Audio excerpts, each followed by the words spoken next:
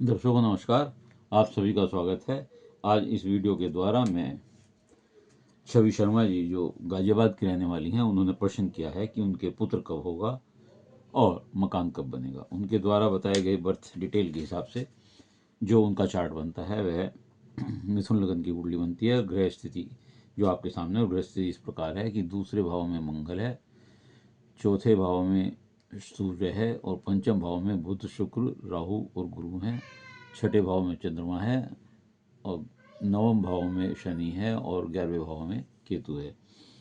तो मिथुन लगन की कुंडली में जिसका स्वामी जो बुध है वो सुख स्थान का भी स्वामी है और लगन का और सुखेश का स्वामी होकर मूल त्रिकोण पंचम भाव में बैठा हुआ है, शुक्र के साथ, राहु के साथ और बुध के साथ, जो कि बुध शुक्र के साथ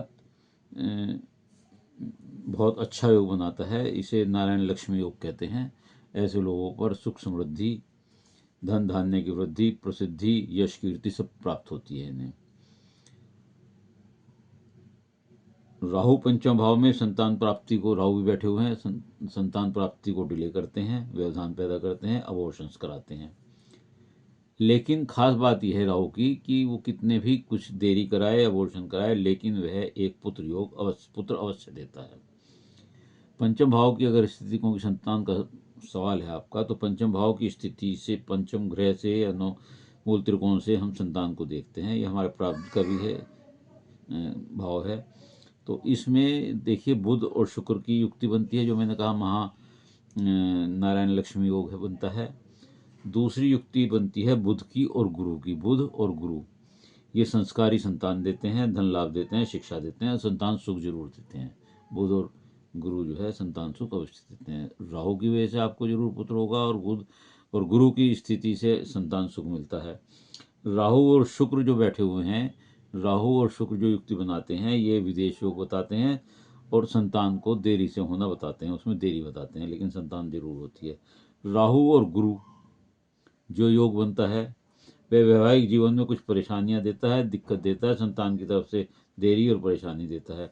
और जो बुध और राहु योग है, ये संतान को कष्ट, उसके स्वास्थ्य में दिक्कत, उसकी तरफ से चिंता ये बनाता है।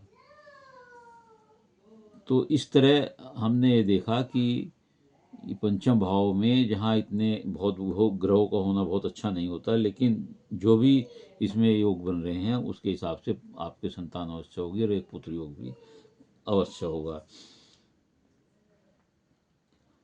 दूसरे भाव में मंगल है और जो कि चौथी दृष्टि से पंचम भाव को देखता है, और पंचमेश जो शुक्र है वो अपने घर में ही बैठे हुए हैं, यहाँ अपने भाव में बैठे हुए हैं। इसके अतिरिक्त सप्तमेश जो ये गुरु है और कर्मेश या दशमेश भी जो गुरु हैं, केंद्र भाव के स्वामी हैं, वो भी मूल त्रिकोण में बैठे हुए हैं। गुरु पंचम भाव में बैठे हुए हैं। ये बड़ा अच्छा योग है संतान के लिए। और केतु की दृष्टि पड़ रही है, जो विलंब करते हैं, संतान में देरी करते हैं। मंगल चंद्रमा एक दूसरे घर में बैठे हुए हैं, नीच के बैठे हुए हैं। यहाँ मंगल नीच के हैं चंद्रमा के घर में, और यहाँ चंद्रमा मंगल के घर में चंद्रमा नीच के हैं। भाग्य स्थान में शनि अपने घर के हैं और उनका अष्टम भाव से संबंध है। शनि की गति बहुत धीरे होती है और वो आपके हर कार्य में डिले करते हैं और देरी से फलित होते हैं। सूर्य यहाँ बैठ करके चौथे भाव में मकान, वाहन, यश, कीर्ति सब कुछ देते हैं। तो इस प्रकार अगर हम आपकी कुंडली का विवेचन देखते हैं तो संतान के जो मकान के लिए अगर हम देखते हैं तो मकान जो हम बुध से चौथे भाव से देखेंगे, इसमें बुध, इसका स्वामी बुध जो है वो मूल त्रिकोण में बैठा हुआ है और ये 32 साल के बाद अपना भाग्य देता, 32 साल के बाद अपना प्रभाव देता है। और केतु जो संतान भाव को देख रहा है, 34 में फ्री करता है अपने प्रभाव से। और शनि जो है वो लगभग 36 साल तक थोड़ा सा परेशान रखता है। तो इस प्रकार अगर हम आपके पुत्र स्थिति को देखें, संतान स्थिति को देखें, क्योंकि आपकी कुंडली में एक पुत्र और एक पुत्री का योग है, दोनों योग हैं, तो पुत्र अवश्य होगा। और इस स्थिति में आपके 32 साल से लेकर 36 साल के बीच में मकान सुख और संतान सुख दोनों हैं। अब आपको करना क्या है, क्योंकि एक चीज़ और है, यहाँ पंचम भाव में गुरु और राहु गुरु चंडाल योग बनाते हैं, ये अच्छा योग नहीं होता है। तो इसलिए अब आप क्या करें, एक तो ये बात निश्चित होती है कि आपकी संतान होगी, विलंब से होगी, लड़की भी होगी और लड़का भी होगा। और मैंने अवधि आपको बता दी है कि 32 साल से 36 साल के बीच में सारे काम आपके होने हैं। उपाय आप करें, एक तो गुरु चांडाल योग जो बना हुआ है संतान भाव में, इसका उपाय करें। राहु का दान करें। अपाहिज और कोढ़ी जो लोग होते हैं उनकी मदद करें। कुत्तों को रोटी दें। केतु के लिए आप गणेश जी को दूबड़ा चढ़ावें, मंदिर में पताका चढ़ावें। गुरु के लिए आप केले के पेड़ पर दीपक जलावें।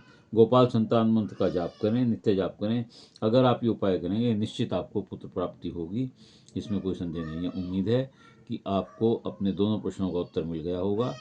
यदि आपको ये वीडियो अच्छी लगी हो तो इसे लाइक करिएगा, शेयर करिएगा और कमेंट्स बॉक्स में जाकर अपने विचारों से लिखिएगा। इसके अलावा यदि किसी और का कोई प्रश्न हो तो वह अपनी डिटेल भेजते हुए और मेरे चैनल को सब्सक्राइब करते हुए अपना प्रश्न पूछ सकता है। उत्तर अवश्य दूंगा। उत्तर के लिए आपको धैर्य से इंतजार करना पड़ेगा, क्योंकि मैं सीरियल वाइज उत्तर दे रहा हूँ और उसमें कुछ समय लग सकता है। उम्मीद है आप मुझे सहयोग करेंगे। धन्यवाद।